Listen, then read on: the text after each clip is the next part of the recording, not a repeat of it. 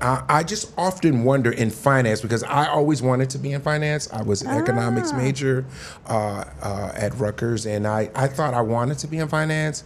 And I just know that world is a male-dominated sport, so to speak, and a traditionally white, over 35 male, and I mean white. I'm talking about starch white, like, corporate world, kind of rigid. Yeah. How did that beautiful smile and that intelligence just plunge into that world? Good question. I've always been interested in the markets. Remember when we were young, I'm dating myself a little bit, when you'd hear the stock market, Walter Cronkite would say, it's about to go down 33%. Exactly, the Dow Jones Industrial did this. Right. And I was curious about it. The more I learned about it, and I went first onto the trading floor, I was introduced to the trading floor. And you were on the floor? I went to the trading floor with an institutional investor, and people were yelling and screaming and throwing footballs, and there was chaos. And I was like, I love this. Because at the end of the day, you have to analyze and see what is cheap, what is rich, and what trade do you put together. And if you think about our backgrounds, we do that every day. All day on the street. All day long. We trade. We trade. We barter. We hustle. We hustle. We hustle, and we'll tell somebody else this is a good deal. Right. So I actually think that our backgrounds prepare us so well for the financial markets, because more often than not, we have limited assets, and we have to ask ourselves, how do we want to allocate those limited resources? Right. We've done that on a regular.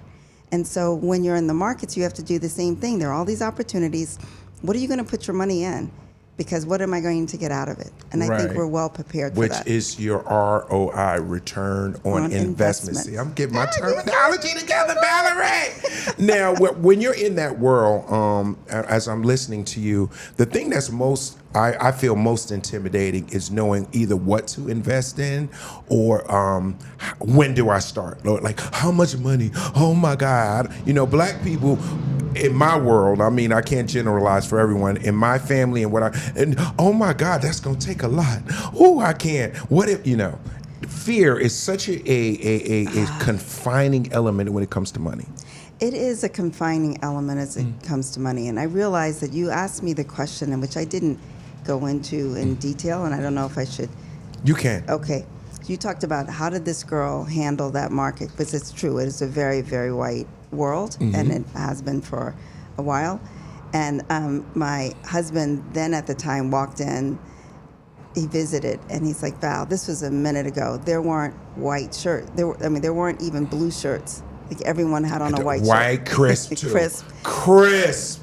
And I think that what happens is that you've got to feel comfortable in your skin. Once you get to the point where you're comfortable in your skin, you can bring the best of you there.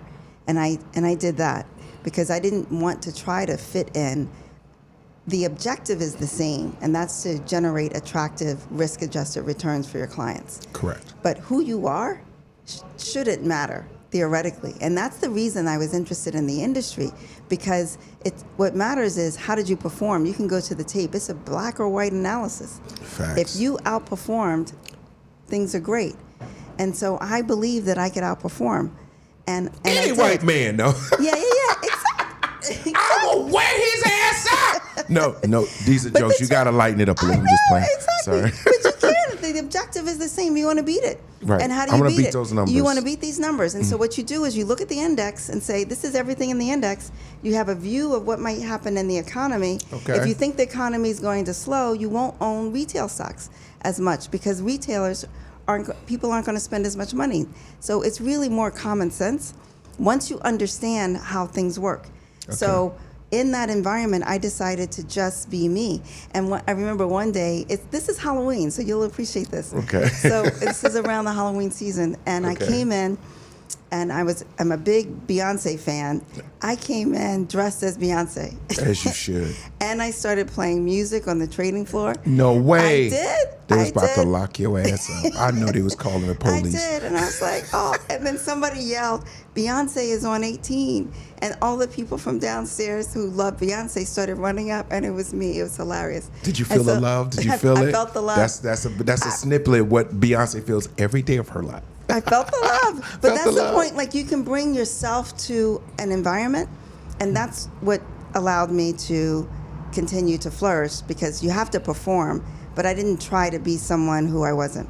Right. So basically what you're telling us was that, because obviously you have the brain, you have the instincts, because I believe a lot of it is instinct, learning, taking that knowledge that you have and reading the game. It's almost like a quarterback in a way.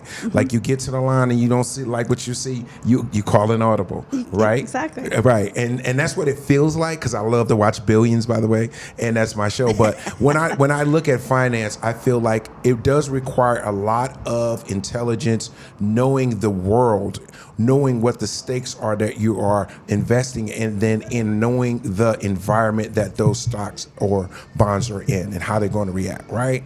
The thing that I find is most intimidating, and I'm using me as that example, is it just seems so overwhelming with information. Like, it's like, oh my God, like I'll sit down and, talk with a wealth manager, and he'll say at this point in time, the S&P is doing X, and they just raised the inflation rate. Oh Lord! So you might want to stay out of here. We're gonna put a few things in tech, and we'll stay with these bonds right here. They're kind of like gonna be modest, and we can take a few chances in here, right here, just a little bit in this pie, like that. And I still would be like, that sounds right, but I'm like, oh my God, is that gonna work? I hope I don't lose all my money. Like, how do we get past that moment? I'm like, oh my God, I'm scared. It is so true. The fear is just an overwhelming emotion. Whether you're investing for yourself and your family, or you're managing and you're managing your personal finances, there's fear. Right. And in terms of when you're talking with your manager, if you have someone that's managing your money, you want to, because of the value of your worth, you want to make sure that they explain things to you. It is intimidating. You haven't been taught it before. Correct. So the trick is the language. And if somebody takes the time to explain it, it's not as much rocket science as it is the words.